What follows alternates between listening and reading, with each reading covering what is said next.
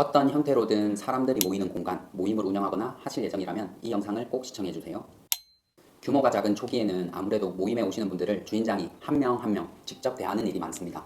주인장이 손님들을 어떻게 대하는지에 따라서 해당 공간, 해당 모임에 대한 첫인상이 크게 좌우됩니다. 그래서 주인장이 알아야 할 4가지 태도를 말씀드리겠습니다. 첫째, 충조평판. 충고나 조언, 평가나 판단을 하지 마십시오.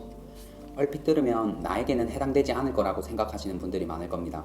하지만 생각보다 우리는 반사적으로 충조평판을 많이 하고 살아가고 있습니다. 예를 들어서 어떤 사람이 자신의 속마음을 이야기했을 때 신입 때는 다 그래 라든지 내가 그맘때는 이러이러했어, 그런 경우는 이렇게 해야 되지 않니? 라든지 이런 태도를 베이스로 이야기를 하는 것이 우리가 사람의 속마음이나 어려움을 들었을 때 하는 충조평판 같은 얘기들입니다. 그런 것들은 그 사람의 개별성에 한 발짝도 들어가지 않고 얘기하는 일반론입니다.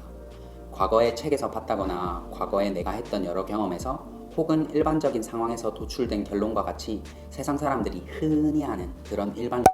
또 요즘 MBTI에 대해서 이야기를 많이 하는데요. 내가 어떤 이야기를 했는데 상대방의 반응이 MBTI가 뭐냐고 물으면서 P일 줄 알았다면서 P는 다 그렇게 하더라 고 반응하면서 더 이상 나의 개별성에 대해는 주목하지 않는 그런 대화도 결코 좋은 대화라고 할 수 없어요. 평가 판단 대신에 손님이 한 이야기를 듣고 그 당시 구체적인 상황을 묻거나 그때 마음이 어땠는지를 물으면서 좀 더 그 당시 손님의 상황과 입장을 이해할 수 있는 방향으로 대화를 이어나가야 합니다. 그러다 보면 자연히 대화는 깊어지고 손님은 이 모임에 대해서 좋은 인상을 가지고 첫 시작을 하게 되는 거죠.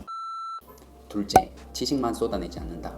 객관적인 이야기로만 가득 찬 모임은 실패한 모임입니다. 주식 경제와 같이 주제에 따라 양상이 조금은 다르겠지만 그래도 여전히 객관적인 사실만으로 이야기가 가득 찼다면 그 모임은 당연 아쉬운 모임입니다. 주관적인 느낀 점, 경험, 해당 주제와 관련해서 내가 현실에서 느끼는 점 등 좀 더 마음속에 있는 이야기를 주고받을 수 있어야 합니다. 네이버나 구글에서 검색했을 때 뻔하게 나오는 정보들로만 대화를 주고받아서는 안 된다는 말이에요. 사람의 마음을 잡고 계속 가고 싶은 모임, 혹은 사람은 단편적인 사실 너머에서 내 마음에 울림을 주는 무엇이 있어야 합니다. 그러기 위해서는 주인장이 먼저 불쏘시개 역할을 잘해주면 참 좋은데요. 이를테면 나의 주관적인 감정, 진솔한 경험담 등을 담백하게 먼저 말하는 겁니다. 그러면 귀를 기울이는 사람들이 생기고 나의 이야기를 받아서 자신의 이야기를 하거나 질문이 꼬리에 꼬리를 물면서 대화의 깊이가 점점 깊어집니다.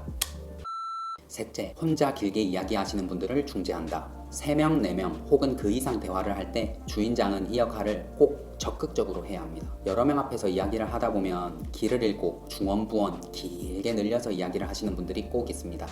이야기를 계속 하시는데 이야기를 끊는다는 게 정말 쉽지는 않습니다.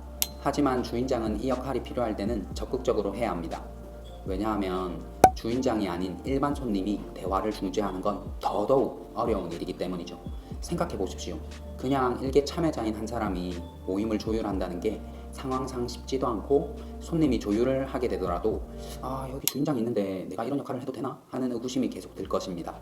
하지만 주인장은 그런 역할을 해도 되는 사람이고 그걸 이상하게 볼 사람은 없습니다. 때때로 주인장은 이렇게 총대를 매야 합니다. 그리고 다소 딱딱하게 중재라고 말을 했지만 충분히 부드럽고 온화하게 이야기를 끊을 수 있습니다. 어떤 모임에 갔는데 한 분이 혼자서만 산으로 가는 대화를 하면서 막 30분, 1시간씩 이야기를 해가지고 붙잡혀 있게 된다면 그건 역시도 그 모임에 대한 좋은 경험은 아닐 겁니다. 마지막으로 넷째, 깊게 질문을 던질 줄 알아야 한다. 시시비비를 따지려고 깊게 캐묻는 게 아니라 서로 다른 사람을 이해하기 위한 첫 번째 단추입니다.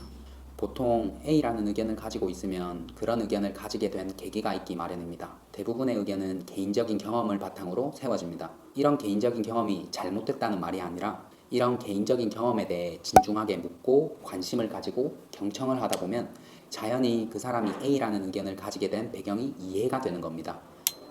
저런 경험을 했다면 나도 A라는 의견을 가질 수 있을 법하다. 이런 생각을 할 틈이 생기게 되는 거죠. A라는 의견에 찬성하지 않는다고 해도 A라는 의견을 가진 그 사람을 이해할 수 있는 겁니다. 이 묻고 답하는 과정을 모임에 있는 제3자들 역시도 들으면서 그들도 A라는 의견에 대한 이해의 폭이 넓어지고 생각이 깊어지게 됩니다. 이게 대화의 만족도와도 연결됩니다. 해당 모임에서 했던 대화들이 만족스러웠다면 그 모임, 공간에 대한 기억도 좋게 남기 마련이겠죠? 기억이 좋게 남았다면 또 다음에 와볼 법한 공간, 오고 싶은 공간으로 해당 모임, 공간이 기억에 남을 겁니다. 오늘 어떤 형태로든 모임을 운영하는 사람들이 알아야 할 4가지 행동에 대해서 이야기해 보았는데요. 이런 방법들을 잘 숙지하시고 체화하셔서 공간, 모임에 찾아오시는 손님들에게 더 나은 경험을 제공하고 해당 커뮤니티가 더욱 번창하셨으면 좋겠습니다. 그럼 안녕.